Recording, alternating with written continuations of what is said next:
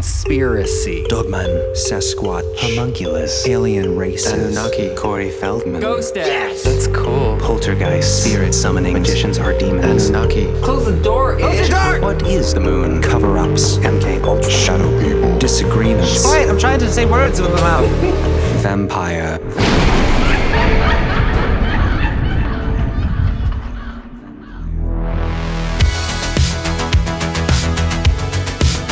Well, hello. Hello. Hi. Welcome, everybody. Welcome. Welcome to be here. Yes. We are ready to launch off for, believe it or not, Strange Listener Stories 32. Whoa. 32 and covered in goo. I just realized I'm wearing Neo's outfit. I forget what his real name was in The Matrix. What are you wearing? I said, whoa. Mr. Anderson, I believe. Yes. How did I forget that? What are you wearing that for? You just felt like it? He just wants to look cooler than me. I mean, that's I just felt like doing something different. Mission accomplished. definitely not your normal attire, that's for sure. No, it's not. But I thought it was a special occasion because it's Strange Listener Stories 32, which is, What's 32? Why is that special? it's my lucky number. Oh, is it? He's lying. It's not.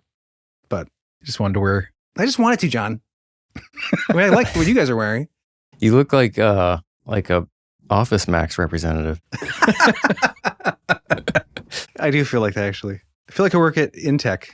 I think you were going for like a basement researcher of some, like a Mulder type. Well, you but- need like glasses for that then or something. I do. I feel like more like a chauffeur.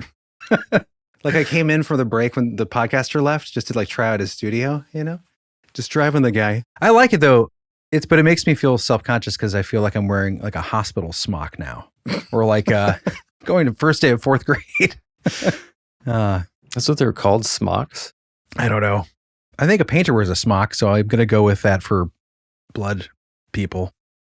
Anyway, we got a great episode of really great stories today, guys. Yeah. Thanks to listeners like you out there. So get excited. We got some creeper deepers. Yes, we do. Yeah, we do. Creep a deep a ding dong. What's coming up, Chris? We got a good variety. But this first story, so, we cover a lot of dark topics on the show. We cover a lot of encounters with hidden, invisible entities, usually something malevolent. But I wanted to start off this edition of Strange Listener Stories with an invisible entity of a different nature. Oh. Not a demon in the dark, maybe, but a friend in the wilderness. Oh. This story comes from Amanda, and this happened in the middle of nowhere in the Okanagan Mountains, and this is called Give a Girl a Hand.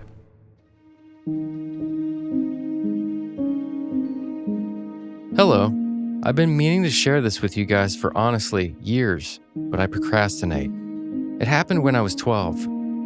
Since I was 8, I have lived in the mountains of the Okanagan, in pretty much the middle of nowhere. I was the youngest, so I was left to entertain and fend mostly myself, and I spent basically every morning romping around the mountains. I especially loved scaling up the small cliffs that formed at intervals along our mountain. One day, in the summer when I was 12, I was angstily hiking, as tweens do, and I remember I was upset and crying. I don't remember exactly about what now. I also took a different route that day than my usual, but I was scaling up along a small cliff, maybe a story high or thereabouts, and below was a very steep slide of shale for quite a ways.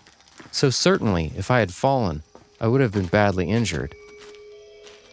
I was hastily climbing when I grabbed a rock and it came loose right off the cliff, and I began to fall backwards.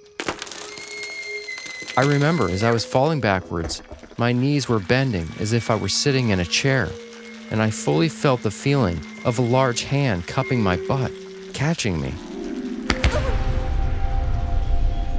By this point, my hands were both let go of the cliff, and it pushed me back up against the rock. There was nothing there, but it was very clearly the shape of a very large humanoid hand. I am absolutely convinced of it. I don't know what it was, but I know it happened. I was much more careful while climbing moving forward, and certain that there are other powers at work. Feel free to email if you have any questions. I am also hoping to take pictures of the spot for you guys. I just need to get out there. Cheers, Amanda.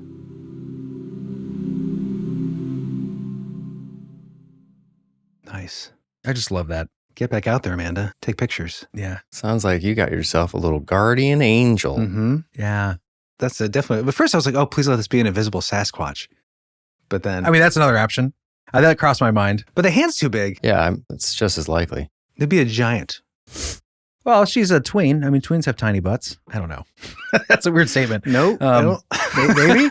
Wanna You could- retract I'm that? just, what I'm saying is a Bigfoot. I feel like a Bigfoot hand could cup a bottom. I don't know. That's not better. They have big hands, I hear. That's all I'm saying. Well, I mean, Guardian Angel is also a great We can't save you, Chris. candidate. I didn't do anything wrong. Tween butts are little, right? problem is he didn't question it. It was more. It sounded certain. I don't know. I was a tween. He's just an observer. That's true. Yes, an observer of tweens' That doesn't butts. sound any better. He just watches That's much of this will be from cut. afar. This conversation sounds wrong. Yes, some people would go Guardian Angel. Some people might go Invisible Sasquatch. I mean, that is definitely. Or what about a Glimmer Man? One of those escaped military experiments. But the hand's too big. Oh, whatever it was, I mean, it seems benevolent, and I don't know how benevolent the Glimmer Man is, or you mean any of these benevolent? I said benevolent. Oh, I think you said malevolent. Benevolent. Benevolent. Yeah. Benevolent. It's a Glimmer Man who found his conscience and helping out. It could be the ghost of a giant. So I'm thinking it's some watcher of her that is, she Yeah. had life to live, and it wasn't her time, so she needed, Little push. could have ended her, potentially, Yeah. Yeah. without that intervention, or at least seriously injured her. Yeah, and I think Guardian Angel is a good candidate. Also, I wonder if there's any folklore in the area about spirit entities or nature spirits, that kind of thing. Watchers of the cliffs. But I just love that story. It's nice to have a nice kind of helper, Mm-hmm. a usual entity that's a helper out there. We do have a lot of dark Mhm. accounts. Maybe it's a Nephilim gone rogue. We got some dark ones in this one, too. We do. Yes. Yeah. Great story, Amanda. Yeah. If you go back, send us pictures. I'd like to see this place. She did send a link, but I couldn't get the link to work of the location. But she's said she's going back to visit and get personal snapshots of the area. So What if she just gets lifted in the air as soon as she steps back on the cliff? you're back. And then he's like, bye. She goes, ah. Oh, Oh. Like in the sound effects that I did. That was I great liked voicing. Oh. it was a very Very anime almost. very righteous sounding story. It was very celestial. Oh, yeah, Yeah, because I dug I it. interpreted the Guardian Angel route. Yeah. No. Yeah, I like it. That seems like, the most straightforward, I would think. It's funny how you could, depending on how you interpret the story, when you're doing the sound design, it could sound totally different. Like there could have been grunts from an invisible Bigfoot or whatever. But, yeah, I don't think it was, I mean, I don't know. I mean, No. it's a stretch. It's a stretch. also, there's doesn't no make there's no any real description of sense. there was no description that was There's a lot of accounts of Guardian Angels kind of interfering in this way. I don't know how many Yeah. invisible Bigfoots are out there helping humans whenever they can get a chance. Usually stealing pancakes or something. Invisible ones? Invisible pancakes? invisible Bigfoots. No, invisible band name. Bigfoots. There's plenty of invisible Bigfoot accounts, but not helping. Well, wouldn't it be better to steal a pancake if you're an How are invisible there, Bigfoot? there's invisible Bigfoot accounts? John, you've been How on the many show, right? stories have we covered of cloaking Bigfoots? with belts that make them cloak them, make them invisible, and they fly silver UFOs in the the 70s. super high strangeness. I mean, maybe like a couple, right? yeah, I guess, yeah. You're Yeah, right. it's not the average. Probably because you You're can't right. see them, so you wouldn't have a lot. They're of- the ones that are usually tied to the craft, right? The UFO. Mm-hmm. But they're all a lot of accounts where their footprints seem to end, where they just disappear in the middle of, whether go behind a tree and don't come out. Shel Silverstein, where the footprints end. Yes. Great book, recommended. Buy it in the merch store. Ding. Okay, let's move on. All right. Thank you, Amanda. Yes. Thank you for that. Cheers to you. That was a great story. And your Guardian Angel. Yeah, Good job. You're doing your job. doing your job, Angel. Keep it up. Are we ready to venture? All right. So tonight we're going to be exploring a couple accounts that take place in that liminal plane where dreamland collides with the waking world, and travelers of all sorts find themselves in that most mysterious of meeting halls, that astral expanse, the twilight of reality. And Cameron's encounter begs the question, what if your dream was someone else's mistake. Nice. This comes to us from Cameron. Hi, Cameron. This happened April 2025 in North Carolina, and this is called Dream Invader. Yes. Hey guys, I just wanted to pop by and tell you a really creepy short encounter that I had a few months ago that really left me scratching my head, because I even think about it now when I go to bed at night, because it was just the weirdest encounter that I think I've had. To cut to the chase, I was going to bed one night and I leave my hallway light on and it shines into my bedroom because I cannot sleep in complete darkness. It's just too spooky. And I have trouble falling asleep most of the time. So I'm laying in bed, I'm trying to get comfortable, and I finally drift off to sleep, right? Well, I guess this was a dream, I don't know, but I started having a dream of me laying in the bed in my exact position, and I'm looking to the side of my bed that's literally 6 inches away from me. And there's this man standing there. And he's not scary. He is looking at me, super confused. He's probably about 6 feet tall, and he's got shaggy blonde hair, and he is wearing these pinstripe cream and dark brown pajamas. And he looks at me and he's like, "You can see me?" And I answered him, like, in my head, I guess, like in the dream. I said, "Yeah, I can see you," because I wasn't afraid. But this is the part that kind of creeps me out when I think about it. He looks very perplexed and he leans forward like he's going to lean over me. And he touches my shoulder. And the moment that he touches my shoulder, I open my eyes. I wake up from the dream and I'm staring at exactly the spot where he was at.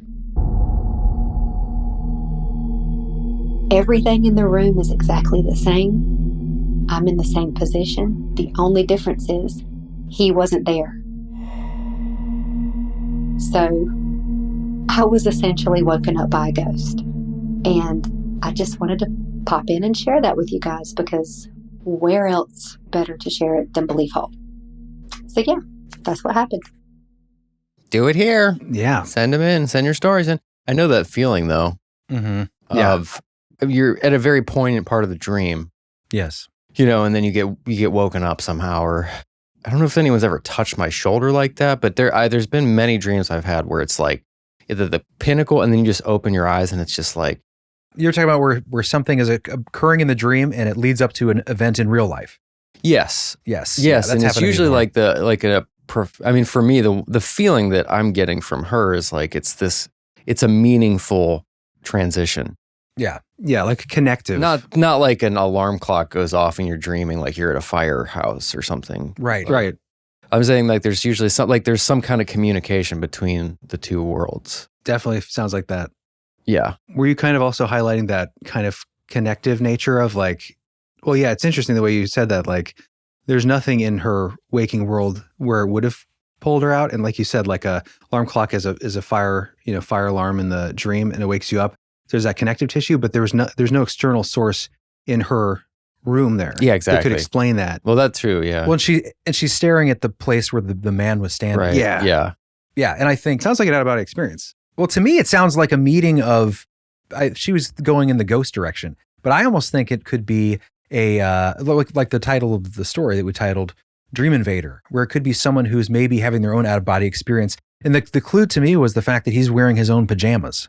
Maybe he is asleep somewhere else on the earth and has found himself accidentally like in that. her room and sharing a dream moment in her place. Because we've heard stories of that before. We did that really good Nightmareland episode and covered a lot of, I think it was Nick Redfern's book. No, it was the guy, Coast to Coast producer. Oh, yeah. Wolf something. Len- But anyway. Blitzer. Wolf Blitzer. Yes. From Coast to Coast. Lex Lonehood Nover. Yes, Lex Lonehood Nover. Thank you. That was it. Yeah. For Nightmareland book. Yes. That reminds me of the bunk bed story of this, like they were at camp or something. It And was Camp they Creepy. saw, he saw the cousins like get out of bed in the dream. Remember? Yeah, he saw like shadow versions of his cousins leave their bodies while he's laying there. But he was awake. I think he was awake in that one. But still yeah, but seeing... it led somehow to like, it was a dream. Like they were leaving it was like their nighttime. Right, their nighttime jaunt. Yeah, dream world. There was the one where they all, there was a girls like camp or something in the beds they had. Oh, that's a different one, yeah. Where Yeah, they were but all like, that one was creepy. The dream was that like a witch came in or something, right? Yeah, that was the spitting witch. That was a different one. I'm thinking of a different one. Yeah, there's one where they like all sit up or something in bed. Yeah. But I didn't think that was a dream, but maybe you're right. That wasn't a dream. Okay. That really happened. That was probably one of the creepiest stories we've ever done. That was a great story. Yeah. We need more. Hey, guys out there, send in more camping stories if you have them. Love these Real ones only, haunted cabin stories. by the way. It was basically like there was a girl that was awake and everyone was asleep. And then I think they all like sat up and they were doing something. And it was just like they were directed by something.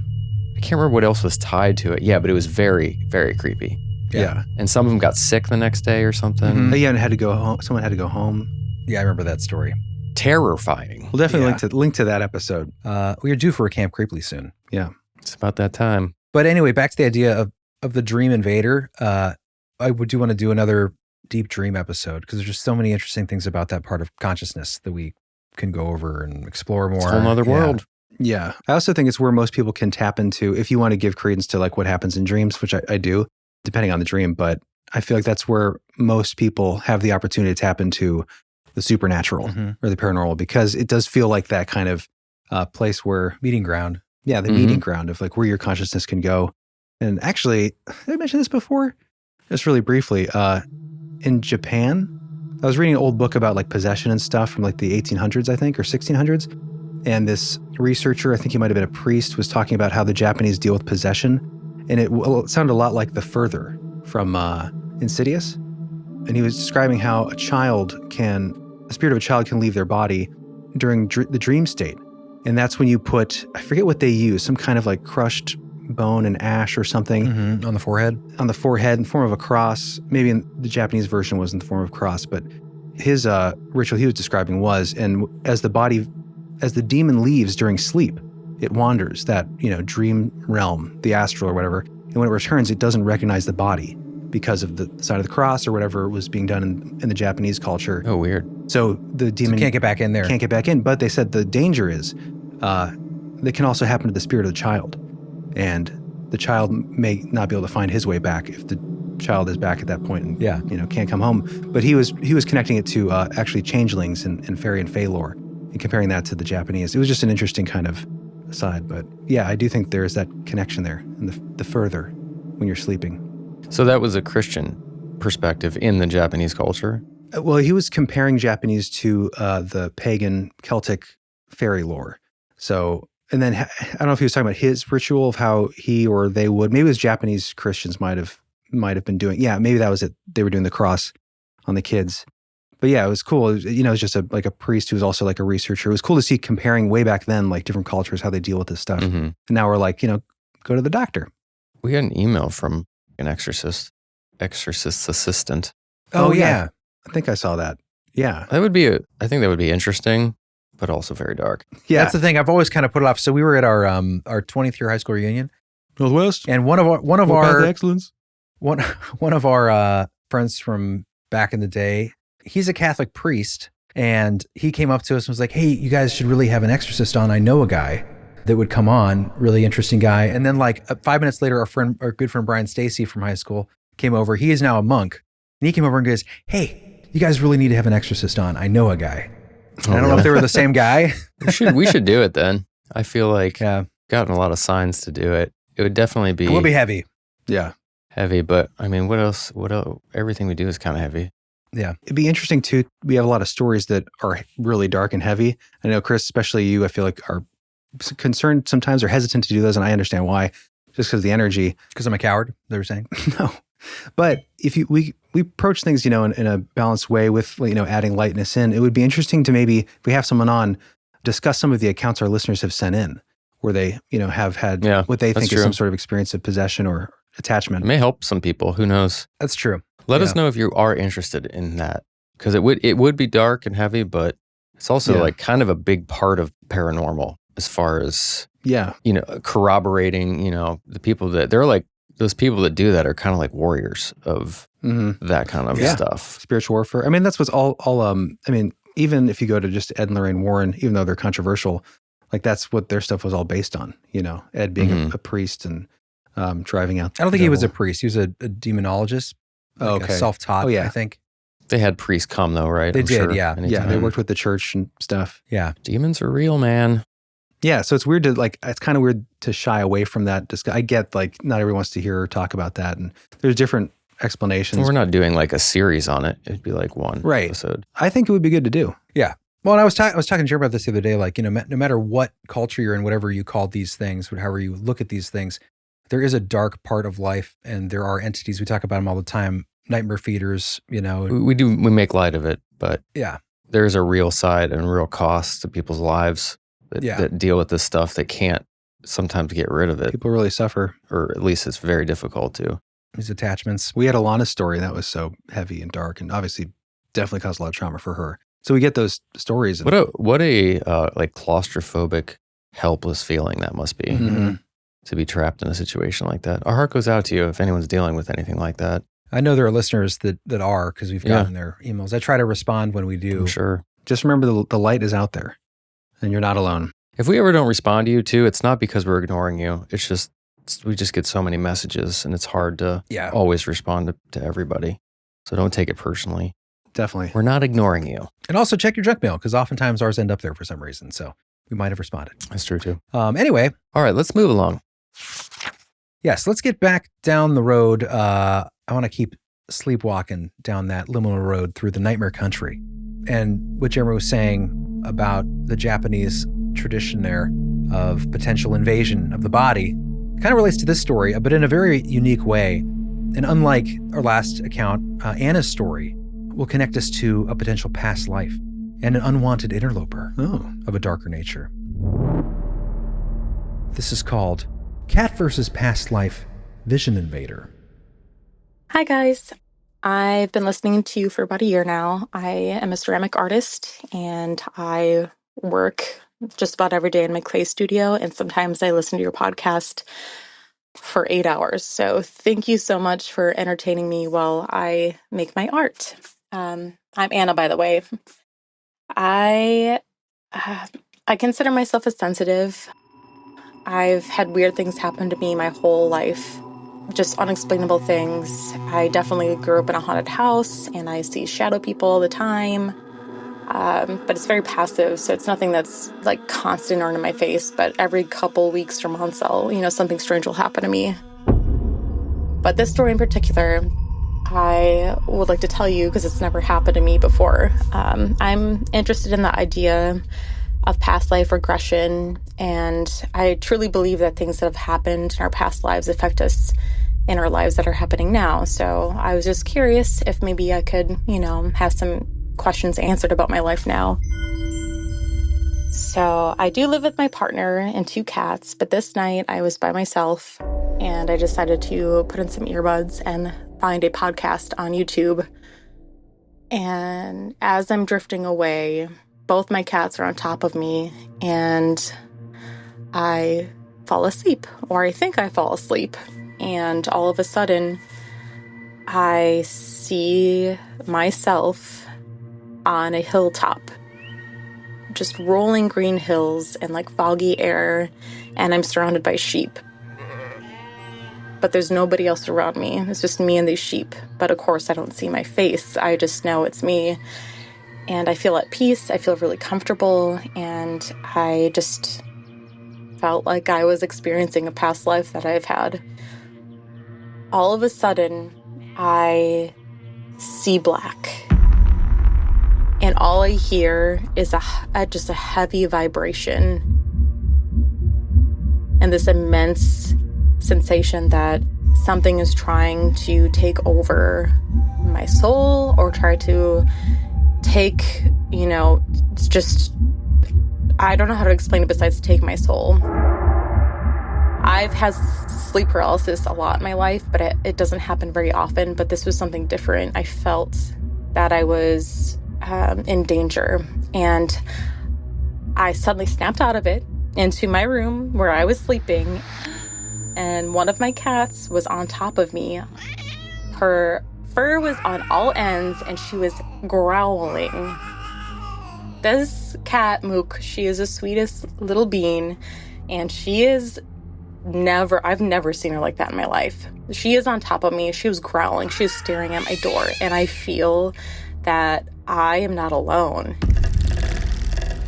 And I'm freaking out, obviously. I just had this crazy experience. And now my cat is acknowledging that something else is in my apartment. So I'm trying to pet my cat. I'm like, Mook, are you okay? Trying to pet her and calm her down. But she doesn't even look at me. She jumps up, goes to my bedroom door and walks out and continues to growl. And I don't know where she goes. So I don't know. That's just a crazy experience. I feel like my cats are my protectors. I'm so grateful for them. I love them so much. And I don't know what that was. Would love to try past life regression again at some point, but I need to find a way to protect myself first because that was crazy. Yeah, anyways, I have so many more stories. So if you like what you hear, I can absolutely give you more. I've got a whole lifetime of odd and bizarre things that have happened to me. So thank you so much. I will continue to listen to you guys, and I'm so grateful for everything that you do. Thanks so much. Bye. That would be terrifying just in the Hey, night. scare away the dream invader. Well, yeah, they have to sound scary, but they would scare me. Cats. I mean, That would be terrifying.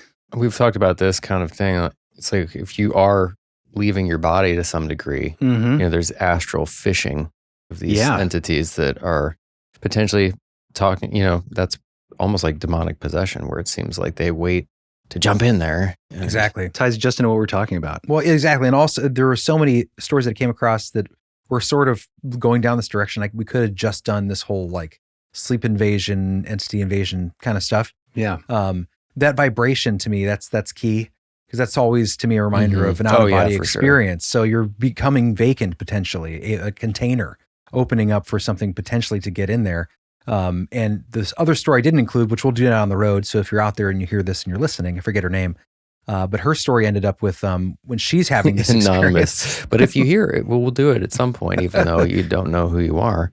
Well, she'll recognize the story because it's pretty specific. Oh, okay. But it relates to this because basically she, at one point in the story, she wakes up from a dream, I believe that's what happens. And she sees these 3 multicolored orbs come into her window.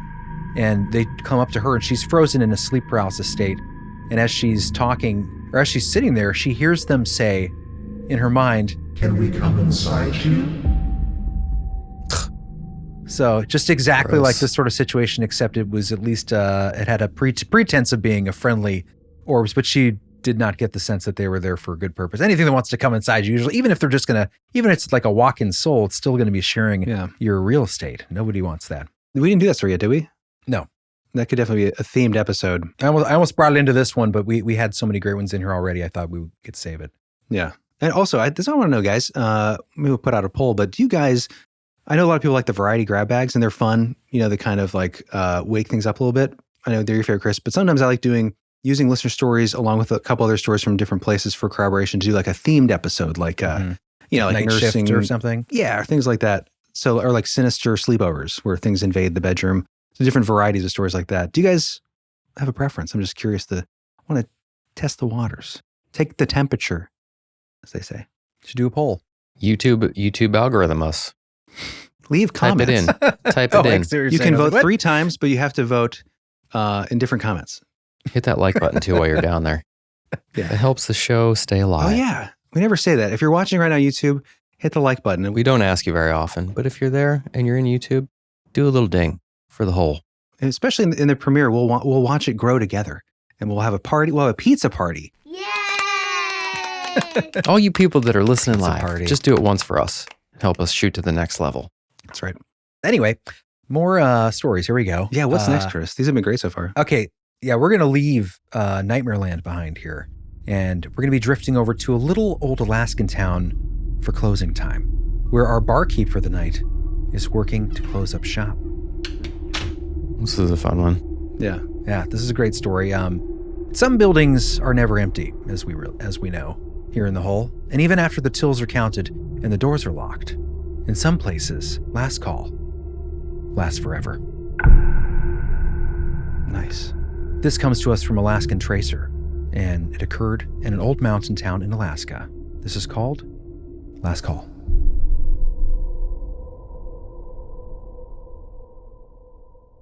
Hello.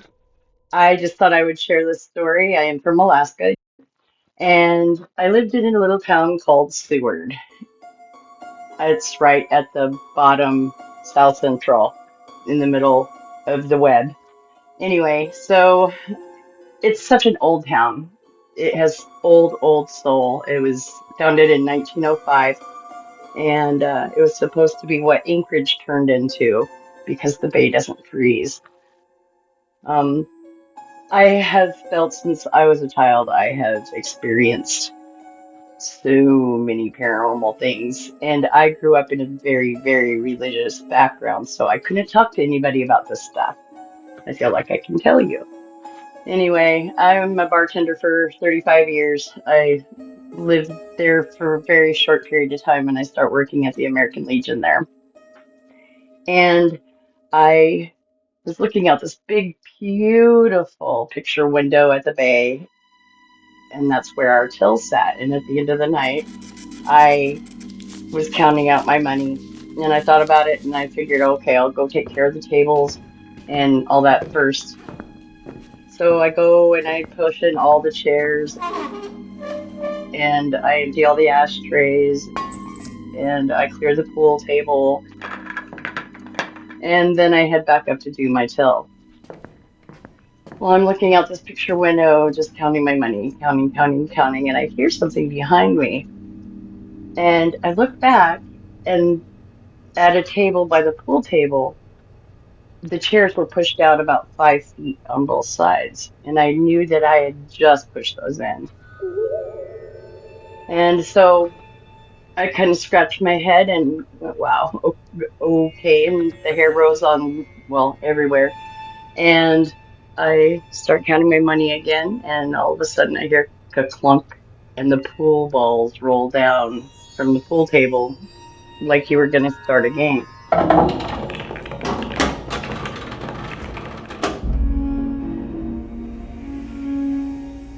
Well, I decide I don't want any part of this. So I put my money from the till in a coffee container underneath the sink because I wasn't going to walk back past that table to go to the office. I'm a feeler, and I just did not have a good feeling at all. So I go to leave.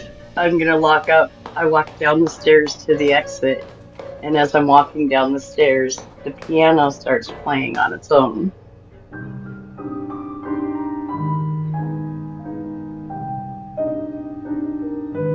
I jammed out the door and put the padlock on the outside, and stood there and listened to it for about 5 minutes as the piano played. And, well, there was nobody else in that building but me. Well, and apparently a few others that were not visible. So on that note, I just figured I'd share that story. I have so many more. I hope you enjoy. It was a fun one. Although she did say that it was like she didn't feel good about it. It wasn't a friendly. Yeah. Even though it didn't seem super aggressive or anything. And it even played a little song for her at the end. That's kind of nice. I want to know what the music sounded like. Couldn't have been that scared. She didn't run away at the end. Right? Yeah, that's She true. listened She to it. sat there for 5 minutes listening. I want to know. I would just be curious because it'd be funny if it was something like not spooky at all. It was like I don't know, like Sir Mix-a-Lot, Great I Balls like of big Fire? butts, Sir Mix-a-Lot playing piano. piano style. I like big butts, but piano style. You're all about the butts today, Chris. Yeah, no, Chris. What is with you, man? Leave me alone. I'm a This is lonely a man. family show. It's just a silly song I thought of. It's just a silly song. Yeah, but how do you play piano on that? Doesn't even make sense. Your mind is in the gutter. Oh, you can do any song on You piano. got to bring butts into everything. Haven't you heard Lounge Against the Machine? You can do piano with any song. True. Dun, This dun, is a- dun, dun, dun, dun, dun, dun, dun, dun, dun, There you go. dun, See, dun, it's dun. already. Pizzicato. I brought up something on screen we're done butt talking. This is the American Legion I found that she's talking about in Seward, Alaska. Obviously, this is an older picture. So it looks like, it's had some years. It's got some history. Oh, that's right. She gave us the name of the town. For some reason, I Seward. didn't think. So is this the American Legion there? Yeah. Oh, cool. Okay. Over the years. Well, it's a small little building. That's awesome. Oh, so that's Yeah. it. I was going to look. I tried to ask her, reach out and find out what bar it was, but this must have been it. That's kind of a cool setting to have after she leaves, and there's like mountains behind her. Beautiful. Absolutely. She's talking about the picture window. It looks pretty isolated too. It's not like in a plaza Yeah. with other buildings. Right. Extra spooky. Yeah. Probably some wayward fishermen looking for just one more drink. I think we talked about Seward. It came up, I think, in our Portlock episode. The It Kenai does sound Peninsula. familiar. Yeah. Oh, it's in the Kenai Peninsula? Yeah, okay. I think so. Here are the Kenai Fords. Look at that. Beautiful. Anyway, thanks for that story. And yeah, it sounds like a beautiful place to work. Save a stool for us. Yeah. We'll ever get to Alaska. That'd be awesome. We have to go in there after closing time. Yeah. I wonder how long ago it happened. I didn't catch the time, but that'd be cool if it was still a bit active. We could go out there. Ghosts don't have a timeline. That's true. I don't know, though. Although they do have an expiration date. You ever see Neanderthal ghosts? We talked about this. I know. They don't have souls. Oh, come on. They are souls. Throw Neanderthal a They're bone. just monkeys. Monkeys. Are you talking about us, people, humans? Huh? We're just Neanderthals. monkeys. They're not monkeys. They're distant relations. They didn't have souls, though. They were human. They were creative and caring. I'm joking. I don't know. Yeah, maybe there's a time. There is a They time. liked butts. Well, actually, but I got to lean into it. No, we're going to cut. Now I'm going to have to figure out how to edit this. People are really going to wonder, Chris. no, you're keeping that. It makes me sound like a creep. It was so innocent, and we Yeah, were I just know. giving you a hard Be time. hypersensitive about joking about anything. Obviously, you're not a predator. There'll be some podcast cringe As episodes. far as we know, Yeah. I mean, I'm with Chris every day, and I will vouch for it him. has been a while since you've dated, but It's not for that reason. It's more of an overworking problem. it's not for that reason. It's more the belief has consumed my life. That's why. If you date somebody, you can get a butt of your own. A butt to have. Anyway, them let's get back to spooky stories. What's going on here? All right. Anyway, let's get back into the bedroom in a different way with gargoyles. Gargoyles. Okay, this next story is extra creepy for multiple reasons, and you'll understand when you hear the story. This is one of those experiences where you find yourself in a room with something you've never seen before, something very sinister, something with horns. Never good. This comes from Cheyanne. This happened when she was 13, and this is called Gargoyle in the Bedroom. Hey guys, I am a relatively new listener, but loving every minute of it. But longtime paranormal experiencer, I suppose. My story is brought by being reminded of it, although it's something I think about all the time because it was so scary. But it was a story of a mom and her daughter in bed, and there was the troll at the foot of the bed, and she said, "Don't be scared, it wants your fear," or something along those lines. And when I was a child, up until about 13, my mom, my sister, and I lived in low-income apartments for women. And like you guys have talked about, women can sometimes be, I think, a bit more in tune. But there were like many factors kind of, I think, inviting energy and inviting stress into this environment. It was women trying to get back on their feet, or maybe women that had been struggling. But I think it invited a lot of really strange things, not all negative, but for most of my childhood, feeling very negative. I slept in my mom's bed for as long as I could because I never got a restful night's sleep due to the amount of activity kind of going on around us and the perpetual state of nighttime fear that I lived in. So I kind of always slept with my mom. If I could, every once in a while, she had to lay down the law, but I really always wanted to be with her for that safety. And per usual, one night I was sleeping in her big comfy bed,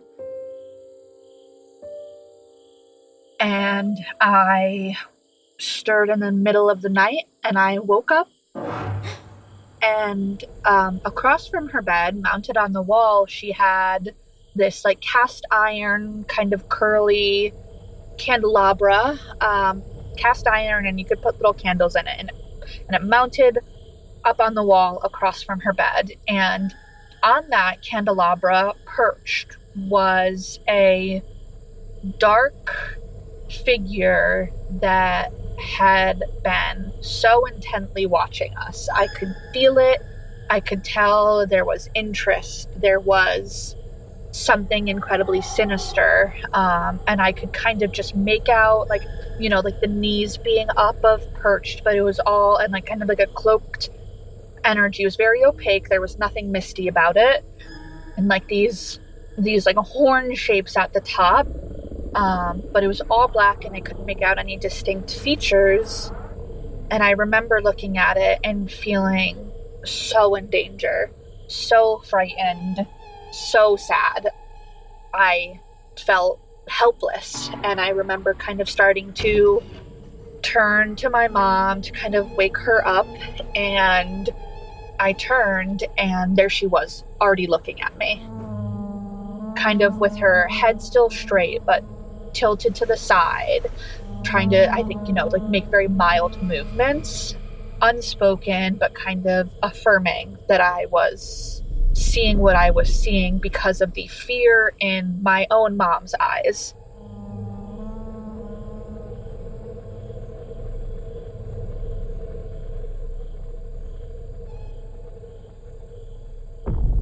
And she didn't say anything. We didn't do anything. We just stayed very still together. And I remember feeling her hand on me as if it was the only comfort she could provide in that moment.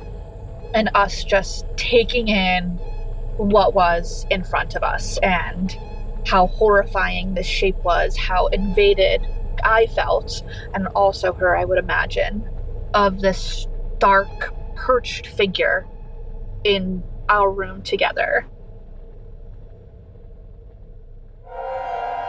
And I don't really remember going back to sleep. I hadn't had something like that kind of happen in the past or to this day. But for the rest of my mom's life, we were talking about paranormal things. She would say that, you know, the next morning I asked her, "Mommy, why was Maleficent in your room?" And being so concerned. It was not Maleficent, but maybe that paints a better picture of like the visual that we saw together of this big cloaked, horned, sinister, malicious fear eater. It wanted, it was there for us. And I still think about it every day, pretty much. But that's my strange fear eater or something story. And, keep rocking on. Oh, Very creepy. yeah. Thank you for that story. Ugh. That's the last thing you'd want to see in your bedroom. I mean, shadow person is one thing. A horned gargoyle. Typical devil gargoyle, yeah. Yeah. Just exuding sadness and hate and ugh. Yeah, it sounds like it was drawn to that place, Mm. where there's can be struggle and Yeah. maybe confusion and that lower vibrational space. Vulnerability. Yeah. Vulnerability. Yeah, vulnerability is a good way to put it. Exactly. It'd be one thing if she just had that experience, but the fact that her mom was up at the same time, Mm-hmm. Yeah. both experiencing the same thing, is definitely lends an extra level of creep and realism to it. Absolutely. Yeah. The corroboration is always helps the account. Yeah. Having someone else there, obviously. Yeah. Also probably helps in the situation. Imagine experiencing that alone. Yeah.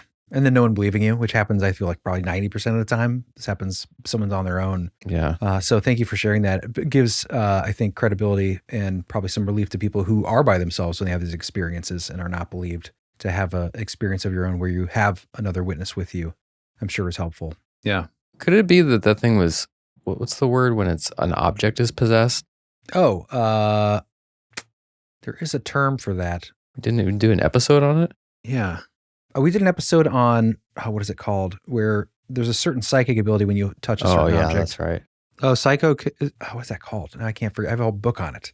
Churchmometry, something-ometry. It's like psychometry? Psychometry. Yeah, that's touching. Yeah. Thanks, John. But reading something that may have an energy attached to it or a memory attached to it. But there are possessed objects. But yeah, it's like the Ed and Lorraine Warren Right. have a whole bunch of those. Museum. But isn't Yeah. that how the story started with like? Yeah, that's some a good sort of- point. I mean, the candelabra is definitely a gothic sort of, at least Yeah. visually. Makes you think of gargoyles. Right. So maybe there was some sort of attachment to that. Who knows where that candelabra came from? That's an interesting angle to consider. Yeah, spirit attached object. Nice, John. And it is interesting that, it has that same kind of gothic vibe. Yeah. Like whatever the spirit or demon is chose that. Glad I haven't seen anything like that. I don't know how well I would sleep after that. No. Yeah. Ever. But speaking of things you've seen in bedrooms, that it's just interesting, not at all connection really, but just anecdotal. But that when I saw that shadow thing in my bedroom in high school that used to be your bedroom, John, that came in the doorway. And when I woke up, I don't know if I woke up or hadn't gone to sleep yet, but we've talked about that. I won't go into it again. You threw natty light cans at it to get it to go away or something? Yes. Anyway. It was like disrespectful. Stop throwing natty lights. Rude. At least make it Budweiser. Anyway, it was there was a candelabra on the wall, but I didn't know it was plastic, and it almost burned the house down because I had left a candle burning on it. It was like a black Oh, yeah, I remember that. gothic candelabra that I had sticking off the wall. It's not really related. Anyways, you almost lit the house on fire. Yes, but I'm glad you didn't. yes, didn't. Starve those ghouls. Yeah. Starve those ghouls with You this see mug. This mug allows The you to email starve that we ghouls, got from specifically. the girl that I won't name. Oh yeah, someone thought that our Starve Your Ghouls slogan was starve Starve your schools. Yeah, Right. don't No, do. was it right? starve? It wasn't. Was it starve? Yeah, starve your schools. Starve your schools. Yeah. That is not our slogan. And she It's not our was schools. hoping that we didn't actually mean that. So Yes, that is I not. had to tell her that was. Concerned about levies or funding, but yeah, no, that is not what we were talking about. We were talking about ghouls. Yes. Starve them. Her name was Sarah. Sarah, yes, we would never say that about schools. Only ghouls. Yes. Ghouls and fools. Nice cup, Jeremy. I'm telling you, man, it feels like a party. Where'd you get that from? Oh, I thought you were talking about one of our merch cups, but no, it's a pizza party cup. I got these at a party store, costume store that was going out of business, and I was like, that just looks like I'm going to have This fun. is where Jeremy shop is exclusively. Party stores That is going out of something business. I would never buy. I would Well, it was never put like money towards 20 cents, and it brings me a little joy. Is that okay? I like it. One day maybe we could have a pizza party here, huh? I like it. We can all. We don't eat pizza anymore, but that. That's funny. so I drinking from a cup. All right, let's take a break. It's pizza juice. All right. When we get back, we're going to have some actually really interesting corroboration for this gargoyle story. So you're going to want to hear that. So stick around. Yeah, it reminded me of a really creepy story from Barcelona. So Yes. hang tight. All right, we'll see you later. All right, guys. We'll be back. See you in a minute. And now enjoy a sneak peek of this week's members only episode, Celebrity Strangies 3. The third installment of our anthology series where we get to hear weird stories from people you may be familiar with. Check it out.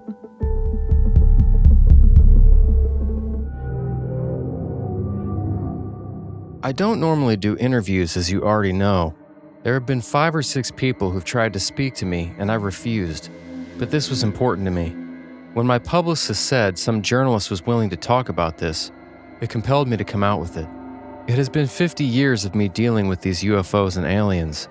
It started when I was about 9 or 10 years old. I remember being told I couldn't go outside, so I was looking out at the streets of Bronx, New York, watching the kids play stickball in a kneeling position. When I turned around, a figure was behind me. It was at least 5 or 6 feet tall, with an elongated head. It appeared, then jumped to the back of me and disappeared. From that moment on, it was one experience after another, which culminated into my sighting in the Philippines and during the filming of Alien.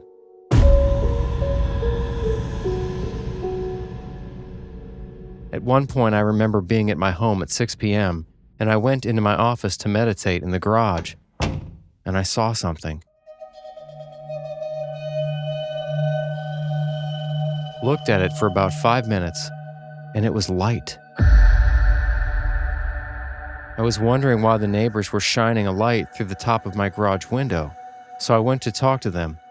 Now keep in mind, I had been sitting in that car garage for some 12 hours, and I believed that I contributed to those things that were flying above my garage. I shouldn't call them things, these aircrafts. As I got older, I understood what they were, but I went through my youth not knowing what I was experiencing, and I didn't talk about it. I would just experience something and file it away until something larger happened. If you enjoyed that clip, head on over to BeliefHole.com and sign up to be an expansion member and get access to hundreds of exclusive Belief Hole episodes, just like this one. Now back to the show. Welcome back, everybody. Hi. Welcome to be here. All right, Jeremy, you had found some interesting stuff related to that last account, the gargoyle in the bedroom. I sure did. It reminded me of a story that I was trying to find, and it turns out, of course, it's from Richard Freeman's book, Ah, yes. The Highest Strangeness, that I just read recently. It reminded me so much of this. Speaking of bedroom invaders of the devilish kind, this story it's just a little account, and essentially in 1970, there was a woman named Margaret Fry who was visiting Barcelona, and I think she had a pen pal. I think that's maybe how she got out there in the first place. I'm not sure, but when she was there, she was joined by her friend Francisco Dulander, who was a Spanish guy, and he wanted to improve his English, so they were involved in some kind of way. But apparently his intentions were a little less than completely kosher, honest. I don't know how you say that, but he was looking for something more, or that's what she thought, because he booked them a room after a conference they were at in a hotel for the night.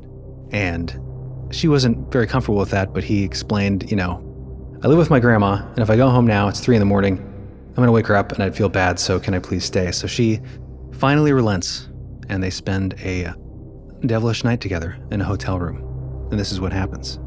Yes, something else wakes up. Yeah, and this will sound a lot like the last story. During the night, Margaret woke up to see moonlight streaming into the room through the patio windows and illuminating a weird sight. Quote, "And there in the corner, by a wash basin, sat 3 little devils with horns. They formed a close circle, and each had their heads bent, one arm linked, and the other hand over their 3/4 closed, large eyes." Her screams awoke Dulander, who saw the devils as well. Then their beds began to rock violently, so much so that Fry thought she would be tossed through the plate glass windows. She managed to leap onto Dulander's bed. He managed to switch the lights on, and the beds stopped their wild zigzagging, and the devils vanished. The pair left the room and spent the night on chairs in the reception. The next day, they checked into another hotel, and Fry spent the rest of her holiday being shown around Barcelona by Dulander. And nothing further happened of an occult nature. Some years later, Margaret contacted Francisco again to find out if that night in 1970 was a fact or a dream. His response was, quote, "Don't mention that again, please, please. It was the most horrible, horrible experience of my life."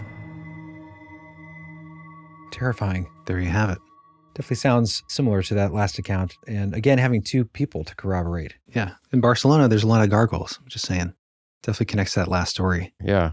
No thanks. Great book, by the way. High Strangeness. The Highest Strangeness. We'll have it linked. It was weird too in that story how they like had their arms linked. These 3 little devils in a circle. Very unusual. Did they sneak in there in the night when they were asleep, or were they manifested somehow? Pretty sure they probably manifested. They broke in. And have a They hotel go key. through the- Little lockpick. Yeah. I think they have to worry about that kind of stuff. You never know. Yeah, pretty terrifying though. You think they're physical? I'm not saying they need a hotel key, but I think there is a physicality to some of these encounters. Like they might have actually been sitting on the floor, their butts made little prints on the You carpet. think they went up like the stairs in the elevator and like from the outside No, world? but once they're in there, they might be physical. Well, yeah, Yeah. but getting in, they can probably just appear. They probably just manifest. But getting out, they probably need to unlock Yeah, the take door. the stairs. Break a window. Clumsy escape. Hey, you hear that sometimes with those imposter entities. Just going to say, Fozzie the Bear. You got to make light of these accounts because, that would be a horrifying experience to wake up with a group of devils standing around your bed and the person you're with can see them too. How do you live with that? Especially the immediate aftermath. Well, apparently you just go on a sightseeing trip the next day in Barcelona. That's what they did. Got to get out of your head. I guess there'd be a point where, and maybe they had drinks that night too, so you'd be like, did I imagine it? But the fact that they both saw it and he was like, don't ever talk to me about that again. Yeah. That's what gives you the chills. Or the chicken skin, as some call it. The goose pimples. Oh, by the way, I was going to mention that story we just went over came from Margaret Fry. That was the witness. Yeah. I just wanted to say shout out to our new member. Yay! Her last name is Fry. I just saw that come into the inbox yesterday, so I thought it was interesting timing. A little synchronicity snack. Cheers to you, Margaret. Thank you to be here. I don't know if that's her first name, but her last name is Fry. Okay. Maybe they're related. But yeah, this story, Sure. this actually came from, I think I mentioned that, Richard Freeman. Yes. But I wanted to know the original source. And Richard does a good job of listing all the sources in the back of the book, but sometimes it's hard to tell which story goes with what source. And so I did some searching on the interwebs, and I found the only source I could find from it was actually a really interesting blog. Oh, yeah? From a old school ufologist, researcher, a Swedish guy. His name is, I'm going to butcher this terribly, Håkan Blomqvist. It's an awesome name. It sounds like you got the last name right. I'm not sure about the first. Anyway, his blog had listed it. He's like I said, an old school UFO researcher from Sweden, and was around at the time working when a lot of these stories were coming out in the 60s and 70s. That big 70s flap. Yeah, exactly. Especially 73, which actually comes up here. Of course it does. And he, on his blog, lists where this story came from, which was the publication you may have heard of called OVNI, or OVNI. Oh, yeah. Journal of Phenomenon Research Association. A 2013... Wait. Sorry. How does AOVNI, how is that an acronym for Journal of Phenomenon Research Association? Are you sure you got the right? I think that maybe the Journal of Phenomenon Research Association is the association that puts out OVNI. But I know that, I know that OVNI is like it's an abbreviation for. Yeah, I've heard it before. Like unidentified something in another language, which is why the letters may not. Okay. We should Google that and put it in. I'll check right now. What does OVNI stand for? It means UFO. Unidentified flying object. That's interesting. Object. So, Objet volant non identifié. Okay, so it's basically the acronym UFO, which is obviously unidentified flying object. French term for unidentified flying object. Anyway, okay. Now that we got around that hurdle, so a 2013 issue of OVNI is where this report comes from. And Hakan, or Mr. Blomqvist, goes on to say in this blog post that it reminds him of an account, a humanoids account that he investigated in the 1960s with some strange similarities with the Barcelona account. It will remind you guys of, I think, an even more similar account that we covered in the past. So much so that it may even be the same entities responsible, even though it's cross-continental, these two different stories. Anyways. Which story are you trying to hang on to it for anticipation? Well, let's see if you can guess. Okay. Let's gamify it, as the kiddos say. Keep your ears perked for attributes that may sound eerily familiar. All right, so in 1960, Hakan interviews Sture and Turid. I don't know if I'm pronouncing those names right. Sture and Turid were just an ordinary working class couple. However, leading up to this, Turid had received multiple inexplicable messages that said, quote, "Go to Vigaro." Mysterious. Yeah. And more mysteriously, the first time he received the message, he was on the phone and a voice broke into the call while he was talking with a lady and said, "Go to Vigaro." That is strange. But then he heard it again, and the second time, probably more affecting to him, was he heard it as a, quote, inner voice or psychic voice. And that kind of kicked his butt into gear, and he and his girl got in the car and they went to Vigaro. So, without further ado, here's the account. Let me know what account that we've covered this might remind you of, if it rings any bells. So this conversation starts with Sture speaking. Chris, you want to do Sture? Sure. I've been dying to do Sture. It's a great role. When we arrived at the place we were told to visit, those entities were already there. But we did not observe them until we had parked the car. It was not totally dark, but twilight. We noticed them first over the field, and then they came very close to the car. We believe there were 5 or 6, between 1.25 and 1.5 meters, with large heads and shining eyes. The eyes were red, phosphorus. The entities didn't walk, but floated around in straight lines. I wished for all my life that another car would come, but no one showed up. After some time, the entities disappeared over the field. And then it was like a saucer tried to land on the car. Our whole car shook, and the radio screamed in the back seat. We took cover below the dashboard. And then Hakan goes on to ask the couple, for how long did the observation last? And then Stura says, Maybe 5 minutes. But for me, it felt like eternity. did you see any ears or fingers? Imagine yourself sitting in twilight, gazing through the car window. Would you notice the type of ears or fingers the entities had when you were absolutely terrified? You just don't do that. Then you have to be enormously cold-livered. And I couldn't act like that. But I am sure they had arms. After this frightening experience, Sture and Turid just sit in the car, waiting for a while before going home.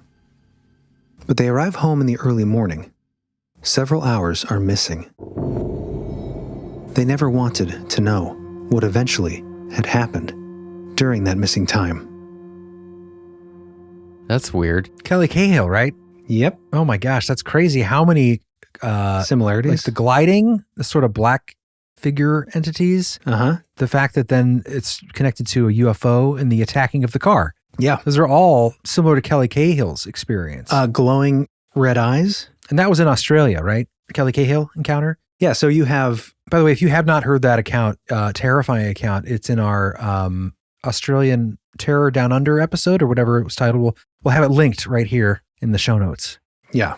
Incredible that that's so similar. Yeah, the decades are a little different. I think Kelly Cahill's was in the early 90s, and this is, of course, the 60s. Again, just another experience that seems to twist up the old dark paranormal with the ufological. Yeah, almost supernatural. Oh, yeah. Almost demonic. Yeah, there's a lot of evil. I remember evil vibes in Kelly Cahill's. Soul stealing. That was kind of the impression that she was getting, yeah. Yeah, but again, the psychic connection too. So, and just to compare side by side with these two accounts quickly, just a few obvious connections. Yeah, like you said, Chris, the gliding or floating, approaching the car, roadside, totally the same vibe. The craft in this account, you had a craft involved that almost felt like it was on top of the car at one point, which sounds like another Australian account we covered. But then the other Australian account we're referring to, the Cahill account, there was a giant craft looming that was obviously connected to these dark floating beings in the field coming at the car. So yeah. Super similar. Also the red eyes. Yeah, the red phosphorus glowing eyes with this sense of evil or dread, fear. Yeah. The paralytic effect, yeah. They've got no souls. That was from the Kelly Cahill. The psychic communication. Yeah, just a dark, almost robotic, but supernatural. Missing time. And then, of course, yeah, the missing time was the same kind of thing. Kelly Cahill and her husband or boyfriend at the time didn't know they were going to a party, and they didn't realize how they had missed time, but they didn't have memory of it until hypnosis. Crazy. Regression, I believe. I mean, yeah, this is definitely a connected node. Oh, but the Cahill encounter did have multiple witnesses on the road at the time. Right. I wonder if Richard is aware of this account, because it definitely connects, probably. He's got to be. Actually, I think it might be in his book. Interesting. Well, I'm glad you found it, Jared, because it's fascinating. Yeah. And terrifying because it alludes to more likelihood of the reality of the sort of demonic aspect to some UFO encounters. Yeah. For sure. Yeah. Yeah. Crazy stuff. Anyways, guys, we'll have that other episode linked in the show notes. But Chris, where are we headed next? Ah, yes. Anyway, let's get back to the States for this next story, if you're ready. Do it. Yeah. Okay, I feel like I can kind of relate to this next account. As we've talked about on the show before, there are some places that when you enter, you know right away that something's just off. Sensation of being watched, a sensation of being unwanted. Yeah. Especially houses. There's houses that almost feel like they've come to life a bit. In this next account, it's a great example of a house that, when it thinks no one's home, talks about our experiencer. This can be a terrifying situation, also isolating. This comes to us from Michael, and this happened in Jonestown, Pennsylvania, in 1992. I call this, Once I Lived in a Haunted House, but No One Believed Me.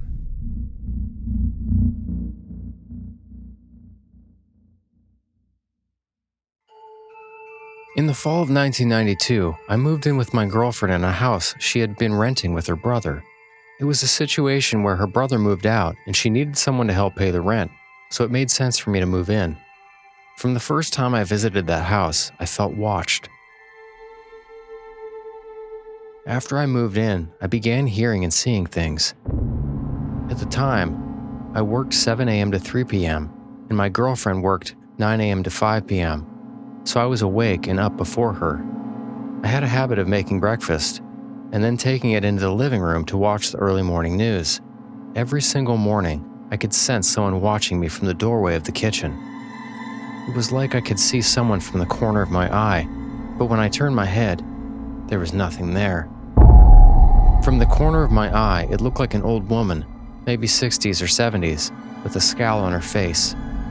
I felt like she didn't like me eating in the living room. At night, I would be woken up exactly at 3 a.m. by what felt like someone with their face just inches from mine. I'd go from a deep sleep to wide awake in a second, open my eyes expecting someone to be right at my face, but there was always no one there. This happened every night I slept in that house. It ruined my sleep because my alarm was always set for 5 a.m., and I rarely was able to fall back asleep after being awoken. There was a small yard with a wooden shed at the far end and a half-dead tree about 6 feet from the door of the shed. That end of the yard always terrified me, for absolutely no reason. I was 27 at the time, but felt like a little kid scared of imaginary monsters. I would pull the lawnmower out of the shed as fast as possible and drag it to the other end of the yard to start it. And I'd mow the end where the shed was super fast. That area between the tree and the shed just terrified me for no reason.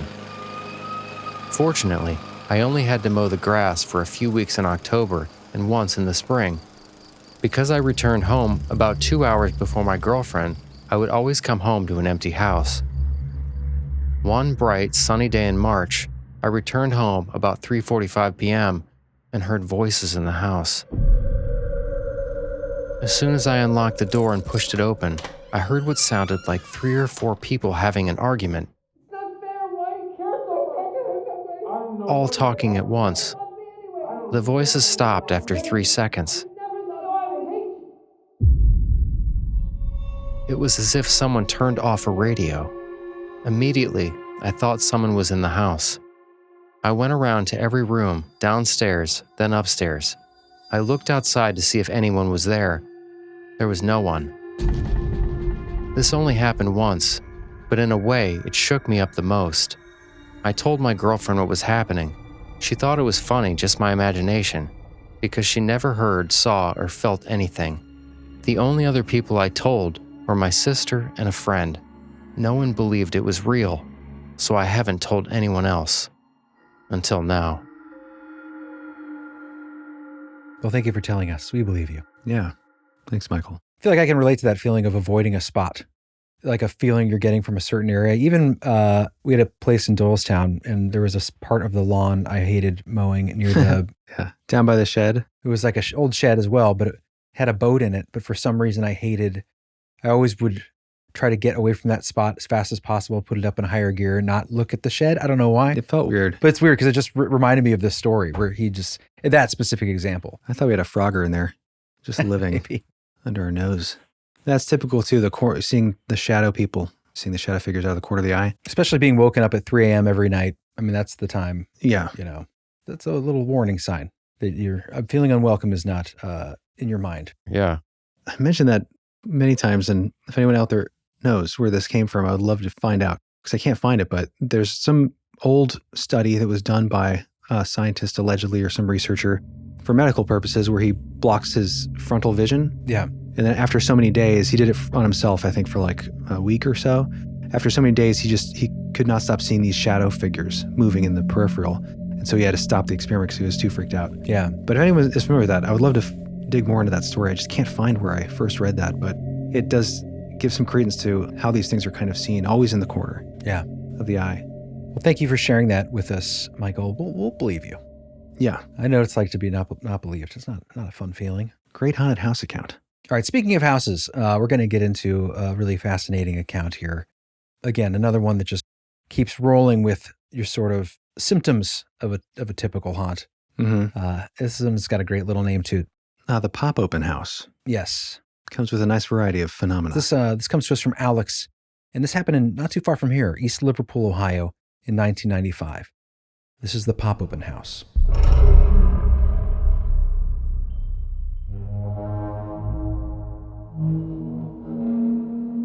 Hey, what's up, gentlemen? My name is Alex. I'm going to tell you a quick story about my haunted house growing up in East Liverpool, Ohio, about 30 years ago. So, moving to a 3-bedroom house. I'm in, the blue carpeted room was default the boys' room, the smallest room. So, move into this house, and the doors would always pop open at night. Doors would pop open, the closet would pop open. I'd make sure it was latched. It was a repeat offender. And so I was terrified. I'd sleep with the blankets wrapped up over my eyes. Eventually, my mom's like, I'm just going to start sleeping on the couch. Like, that was going to be her sleep space. If you want, you can have my room. I'm like, of course, because that's the bed I ran to. I was more comfortable, yada, yada, yada. So in my mom's room, she had this old, Western piano thing that she got from back in the day, long before I was born. But it never worked. It hadn't worked in 40, 50 years, whatever, before I was born. And she kept it for sentimental value as it was a gift. So I'm telling my dad what's going on. So he comes over and puts this, an H-bolt latch thing, like a slide bolt, like you would have on gates back in the day, or an older wooden fence. My mom takes this big wooden picture down and hangs a crucifix. Crucifix kept falling off the wall.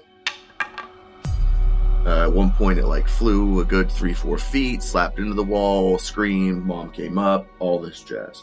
Well, my mom rehung it and then took this. I went to a Catholic school. She took this little rope rosary that I had a bunch of them from a fundraiser for a quarter, just little beads, little cheap rosaries. She hung it on the door. The night that she hung it on the door, the latch on the closet, it came open. The door came open in the middle of the night.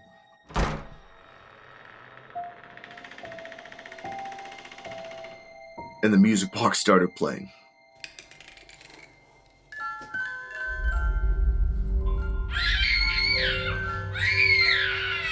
And I'm screaming. She comes up. She hears the music box, so wasn't just me. Yeah, I slept on the floor downstairs with her for a couple days, but eventually, you can't sleep on a floor forever. A couple nights later, I go back in the room. One morning, I wake up, rosary, the string broke because it was just a little piece of string, beads everywhere, all this jazz. Quiet off and on, move out. Moved back, as people do. I was from 18 to 20, I was on my own. Moved back in. My sister had moved out years before, and I was living in her room. At this point, I had lived in all 3 rooms. So I'm sitting there one night, and I had a dog named Morgan. And she was little. She was still growing, so she literally couldn't get up the steps. We just left her downstairs because she was still, pee pad training and stuff. But anyway, the first time she can come up, she runs straight in that room between the 2 windows, paws and claws between the 2 windows, and rips a hole in the wallpaper. And I'm like, what are you doing, man? You're causing, I'm gonna have to explain things, right? So I pull out a piece of paper, there's newspaper stuffed in there. And it was from the 70s, 76, 77, something. I can't remember the exact date. And I'm going to have to guess, it's speculation, that was where the exit bullet went. Right? Pretty heavy stuff. It all clicked pretty quick because the house was just, the vibes were off. So one night, I'm sitting there and I'm playing EverQuest, and it's 2000, 2001. And, this was long before ghost shows were popularized. So I hear what everyone knows now is a guttural growling come roaring up the hall, vibrated me.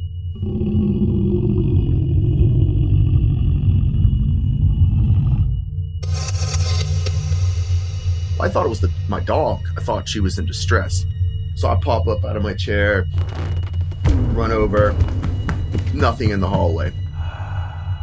I look down, there's my dog sleeping out cold, laying on the rug. I'll never forget that growl. And the good news is once I moved out permanently, which was about a year after all this, I've never had a problem since. So it was a location thing, not a person thing. That is my true story of my haunted youth. Hope you guys have a good one. Take care of yourselves. Oh, man. Pretty terrifying. I guess I missed the bullet part. Yeah. That seemed almost like an innuendo, but it sounded like maybe what I inferred from that was that at some point he found what was like a bullet hole. That's what he thought it was? Yeah. I think what he thought was his dog was tearing at the wallpaper. He had found something that was already a hole before his dog started because it had been stuffed with something, I think, to hide the fact that there was a hole there. It had been like stuffed up. And it looked like a bullet. Yeah. The size of a bullet, I guess. Yeah. So someone had been shot. I reached out to him to get more info on that because it would have been interesting if he had mentioned that earlier in the story. Yeah, I wonder if the suggestion might be that was the source or a symptom or some sort of attribute of some tragedy occurred maybe in that basement where all that activity was happening. Some trauma echo. Yeah. Kind of thing. Or, something that would lead to that darkness depending on how the person left this world if the bullet actually killed the person. It's super disturbing. Do you guys ever think that scientists in their laboratories will be able to bioengineer people with the addition of animal senses? What? I just always hear these stories and like, what would it be like to see what I see what the you're saying. cat or the dog is seeing, or to sense like, oh, there's a demon there. Like see different color frequencies, that kind of thing. Infrared. Or just the senses this extra, sensory perception that animals have. It would just be interesting. I don't know if would you get injected with a ESP animal update? Yeah, I don't like needles, so. May nada. Sounds like a basement experiment for you, Jer. In your basement laboratory. I'll do it. Your silly tie. I got nothing to lose. Just me and my tie. Throwing out all the stops. Thank you for sharing that. Horrifying. Got a hot date. That'd be funny if you wore that to a date. That'd be funny. And no pants. It's a perfectly good outfit for a date. You got a tie. Is that a short sleeve shirt? What? It was. I'm not a car salesman. Oh, I thought it was. No offense, car salesman. He's got us rolled up. That would be so much better if it was. That looks so much worse. You'd look tie exactly was like Michael clip-on? Douglas in Falling Down. That's true. I got my Casio watch on. You just need those glasses, those 1960s glasses he had. I got my Tito's. I'm not actually drinking that. It's pronounced Titos. It's actually Tito's. Titos. Anywho. Anyways, we got one more tale. Let's do it.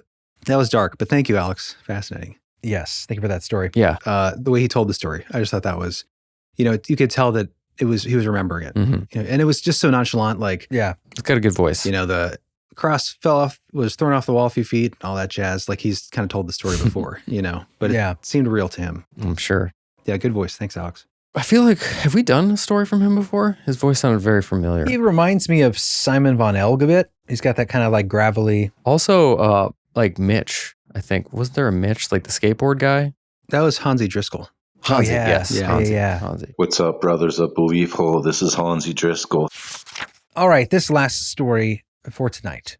This is a great one. This is a unique story, and I'm not sure what this is. And if you guys out there have any idea, feel free to share. This takes place in Alabama while our listener is at a bonfire. And that's all I'm going to say about it. Yes, this comes from Julia. This is called the Burn Pit Booger. Why Booger?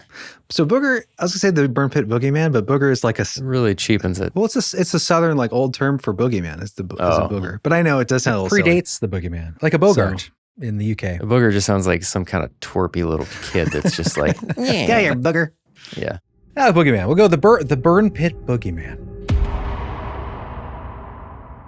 Yeah. Let us know in the comments what you think it should be titled. Okay, play it up. Hi, guys. Great show. My name is Julia. I live in Alabama.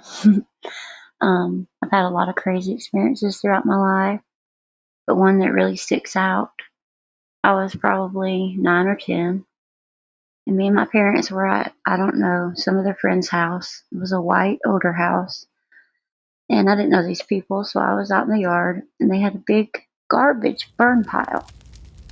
And it was sitting up on like wooden pallets, so it was up off the ground a little bit. And I was just sitting there on my butt poking at the fire, whatever, with a stick. and it wasn't burning. It was just a big ash pile. But then I noticed it looked like something under it, like underneath the pallets. And I leaned down and I looked, and it was the outline of what looked like a person. This was black, right? I couldn't really see, but it was the perfect outline of what looked like a person. And then suddenly it felt like I got punched in the gut, like intuition, like, you know, and I fell backwards. And then I started kicking back. Really scared me, and I jumped up and I ran behind their house. And I was standing behind their house by this big tree, and all of a sudden I see the shadow of what looks like a person on the house. And somehow I'm connecting it to what I just saw, and so I start rapidly walking around the back of the house, and it's following me. So I speed up my pace till I'm running, and it is behind me. I can see the shadow following me all the way down the side of the house. And I run up the doorsteps of the porch, and my mom catches me. And she's like, "What's the matter?" And I say, "Nothing. Nothing's the matter." And I never spoke of that. I never told my parents, never told anyone that, because I couldn't explain it in my own head. But that's one of many crazy things that have happened to me throughout my life. And that is maybe the craziest. Can't explain. But there are some other weird things that have happened, and I'll share those later. Keep up the good work. I love you guys. You're so good. Thanks. Thanks, Julia. Yeah. Thank you, Julia. Super creepy. Freaky. John, would you have any thoughts about this one? Because I have a couple thoughts. I'm just curious if you had any thoughts about what this was or what her experience was. Not specifically what it is, but definitely pretty unique story. Yeah. The fact that it's like underneath a fire pit. Yeah. Yeah. And like follows her out. The first time I heard the story, I couldn't help but think like body, or like, is this Body? what do you burn? What's like a bad thing you might burn in a pit, in a garbage pit, would be a body. Don't you think you'd smell that? Well, no, but maybe not that she saw a physical body, but was this like the origin point of this thing? Was something burned there? Was there a person that had been burned there at some time?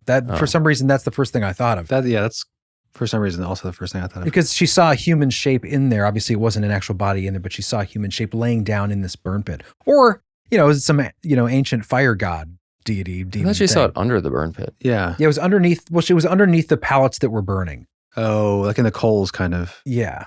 Oh, that's what I gathered from it. But did you gather it? I gathered it up with my thought brain. I collected Unpack it, please. I will unpack this for you. Can you unpack that for me after you gathered it? Can you make some space for it in our conversation? I'll make some space to speak about it. Why don't you circle back after you've done that? Yeah, you can speak on that once you've made space. We can circle back. So this has been top of mind for a while for me. Circle back, unpack it, gather it up. Top of mind. You just do a episode on annoying jargon. Speaking of annoying jargon, what's not annoying jargon is bloody bones. You guys heard of bloody bones? No, it sounds like a urban legend or something. I guess it's like a creepypasta. In the southern United States, maybe the British Isles, but one description that I read was mythological character. Yeah. One description I read was something about taking the form of flayed skull or a blood-covered hog. Wait, are we all looking this up? I got to look this up. Bloody bones? Yeah. I'm seeing some weird, creepy pictures. I thought it said blood-covered log head, which made sense with fire, but hog head is more disturbing. I guess it's like, southern United States boogeyman. I'm seeing bloody bones as a figure from English and North American folklore uses boogeyman to frighten children. Rawhead, Tommy Rawhead. Ugh. Yeah, I saw southern United States. Oh, wow. Okay, I thought this was like a modern sort of creepypasta thing because it kind of sounds like the sort of stuff you hear online. But this appearance is approximately originated in 1548. Yeah. Often depicted as sinewy, skinless creature, showing exposed muscle and bone, may dwell in cupboards, under stairs, worse, or dark water wells. Terrifying. How have we not heard of Rawhead? He is a tool used to control children's behavior by inspiring fear. That's what they always say. That's what they say. Well, even if that's true, maybe because he was created that way. Oh, like a tulpa. Oh. Yeah. we've made the I feel like boogeyman real. It's the same people who say it's top of mind that also explain everything away with, it's just to teach children lessons from time to time. It's a human archetype. Well, maybe that is possible how it started. Mm-hmm. Yeah. Like, you know how I used to tell you about the spiders in the trees? No, Now the spiders are real. Scorpion spiders in the trees? Scorpions are now real at Camp Luther because of that. They've had many infestations. 3 fatalities a year at Camp Luther from tree scorpions. We were walking the other day, Chris. We were walking somewhere the other day, and we were approaching these big trees, and I said, just think of John's tree scorpions as we go under here. Yes. And then I ran like a little girl.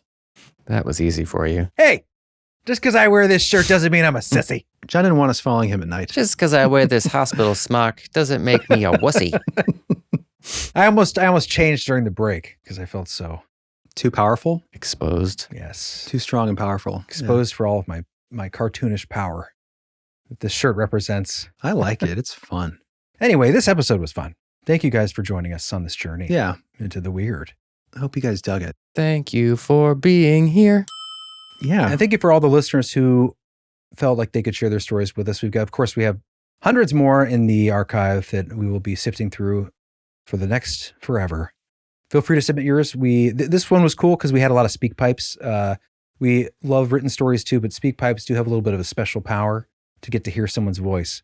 Yeah. So I'm glad we had a lot of good ones. Yeah, it was fun to hear a lot of speak pipes today. Yeah, absolutely. And don't fret if you haven't heard your story. It doesn't mean you will never hear it. We often go back further into the archive and find older tales. Yeah. There's just a lot to go through. So It'd be nice to find a way to publish them eventually. yes, Just blast them out. we will get to that eventually. Yeah. As long as you keep sending them in, we'll keep doing listener stories. That's right. Speaking of you awesome listeners, a lot of you are extra special. Extra special. Extra special. Extra special. I feel like I'm wearing that hospital Are you smock. extra special? Are extra special, and we'd like to thank you. Oh yeah, we would. All of you members that go above and beyond and sign up to get your name read on the show. It's happening now. Yes! And if you don't hear your name today, stick around. You will eventually. All right, I've got the next one, Jer. All right, you do it. Bring it up. Welcome in Anilsa Ethereal Hernandez. Annalisa, you meant to say. That's what I meant. Ethereal Hernandez. Thank you. Yes. Annalisa Ethereal Hernandez. Beautiful. That is a beautiful long name. Yes, you are indeed ethereal and ethereal. It's a conundrum, but you fit right in the paradox of the expansion. Yes, I sense some kind of beautiful magic with you. Not only because you are someone with an incredible name, but because you are another freaking shadow person of interest. Holy moly. That's right. I'm not joking. Thank you for the extra special freaking support. Oh, yes. All right, next up, keep your eyes to the sky as we see perch among us the glorious Jared Spotted Hawk. Cue bird sound. Yes, that is a heroic name if I've ever heard one. That really is. Welcome in, Jared. Welcome, traveler. That sounds almost tribal. Spotted Hawk. That's Yes. a badass freaking name. Welcome, Jared. Welcome in. Thank you for being a Dogman Whisperer. You rock. All right, next up, we're diving deep in the mind for a little gold. You can pour it in my stein with my beer, because it's Kelly Goldstein. All right. She gets all the treasure in the hole. She does. Welcome in, Kelly. We appreciate you. Thank you for filling our steins with love and support. Next up, get your children out of the woods because they might get stuck in a briar. It's Briar. Jeez. Patch. That's just Briar. Welcome in, Briar. Another Dogman Whisperer. Prickly man. Or lady. Or lady. I don't even know what that name is. Is it I want to go with Gaelic. I was going to go with Quit making that sound. sorry. It's something in my tooth. I was going to go with Palladian. Sure. Just as it's a fun one-off name. Briar. Welcome in, Briar. We appreciate you. Anyways, unless he mistyped Brian, that's always a possibility. But we appreciate you, and you are awesome. And our lowercase r is half lowercase n. That's, I guess, accurate? All right, next up, we've got another person with 2 first names. Always the best. Welcome in, Chris Jeffrey. Yes, feels good. Feels good to have you. Feels good to have 2 first names, doesn't it? Yeah. I'm a little jelly. Thank you so much. But this next guy has my first name, so he automatically wins the game of who is the coolest supporter tonight. Jeremy Bacchus. I can't rhyme with Bacchus, so I'm not going to say anything else. Oh, I'm sorry. Oh, you can't? How about keep your caucus off my friend Jeremy Bacchus? Oh, caucus. His couch. That means buttocks, right? Or That's Cossacks. Cossacks, yes. Bacchus. Well, anyways, doesn't matter. We just appreciate that you're here. Don't make a raucous Okay. when you're hanging out at Jerry Bacchus's house. Because His mother will get angry. He likes his sleep. I've heard. All right. He is a sleepy penguin. Okay, Lori, a walker, what is up? Nice. Lori, I said Laura, but I meant Lori. Yes. Cousin of Luke. Wow, that took a Sky. while. Luke-Sky. Oh, my God. You know what? I What time is apologize. it? Oh yeah, it's like 4 a.m. Yes. That doesn't mean we don't love you as much as we should when it's daytime. Lori A. Walker, you have a killer name. I wish my last name was Walker. All right, what's next? Just so solid. Parfait is just such a, like, what is that? Is it a parfait? Can you pronounce it? It means perfect, Jeremy. I know, but All right, next up we have Lorenzo Ortega. all right. Welcome in. Lorenzo, hero of the hole. A man of many, many, many legends. Thank you for joining us. The name spans the countryside, and now our brains, because we've said it, and we'll think about you forever. Our next up, As a supporter. okay. Let's go forever. Next up, let's start that fire. We don't have any flint, but you know who we do have? We got a little bit of Clint. Oh man, yeah we do. Clint is in the hole. Rub them down and start the sparks. Nope, That came out wrong. we don't need to do any rubbing. I was following the Flint reference. Yeah, oh, I get it. I got Yes. it. Clint. You better get it. Clint, you're going to have a long stint in the hole. If it were up to me, it'd be forever. Aw. You sweet, sweet dogman whisperer, you. Thank you to be here. Yay! Yay! Getting that dogman status. Jeremy Dooley, what's up, brother? Ooh, what Dooley. a great name. Jeremy. Dooley! It's always sunny. It's always sunny? Yeah. Nice. Dooley! Who's calling Dooley? Dooley! Dooley! Oh, Dooley's dead. Oh, Dooley! Not this Dooley. Not this Dooley. This Jeremy no. Dooley is very much It's always alive. sunny. It's a great show. Great show. Good show. Thank you, Jeremy. Welcome in, Jeremy. Nick Lamb will not be our sacrificial animal today. No. We will instead put him up on a platter. Be our golden bowl. Nick Lamb is happy as a clam, being in the hole. That's right. With the other trolls. That's right. Thank you, Dogman Whisperer. You get a ruff, you get a bark, you get a growl. Skylar, another Dogman Whisperer. Skylar Sands. All right. Skylar Sands. Skylar. Love that name. Thank you for clawing at the hole. Is Tristan your friend? Tristan. I just think of like Skylar and Tristan and Just is that kind of group of names sort of thing? I'm joking. There was like you know what I'm talking Oh, about. I know what right? you're talking about. Like Skylar and Tristan and, Adventure. Sailor. Like Abercrombie Fitch models. Preston. Skylar probably is a model I hope you are. because she is generous in heart. Skylar. I can't think of a rhyming for that. That's a hard one. Skylar Tyler. That's just another name. That's just another name. Welcome Well, in, thank you, Skylar. Skylar. Yeah. Thank you for being here. Thank you for being a Dogman Whisperer. Yeah. You rock. Someday over the rainbow, Inside the leaf hole, way up high. there's another rainbow. Do you remember that? There's another What was that from? Arrested Development. Oh, yeah. Tobias. Tobias Fumke. Somewhere over the rainbow, there's another rainbow. That's right. All right, guys. Keep digging the hole. Jeremy's going spelunking after this. Yeah. I'm digging deeper. Anybody in who the hole. has an epileptic, please look away from the screen. Jeremy's about to murder you. Oh, you have an epileptic. Epileptic. If Anyways, you're not a member, if you want to dig deeper in the hole, if you want to go spelunking in the hole like this, join up to be a member. Sign up. Believeful.com. Yeah, we'll see you in the expansion for another members-only episode. Join us. We'll see you there. I'm being abducted. And see you next time. Love you guys. Take care. Bye. Toodles. Toodle doodles. Toodle doodles.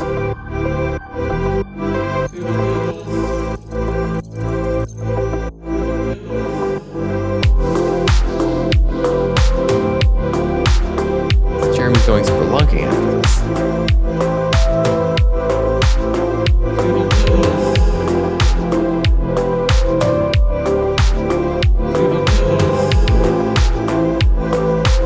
Jeremy's going spelunking after this. You look exactly like Michael Douglas in Falling Down. And Falling Down. And Falling Down. You look exactly like Michael Douglas in Falling Down. And Falling Down. And Falling Down. Toodle doodles. Toodle doodles. Toodle doodle.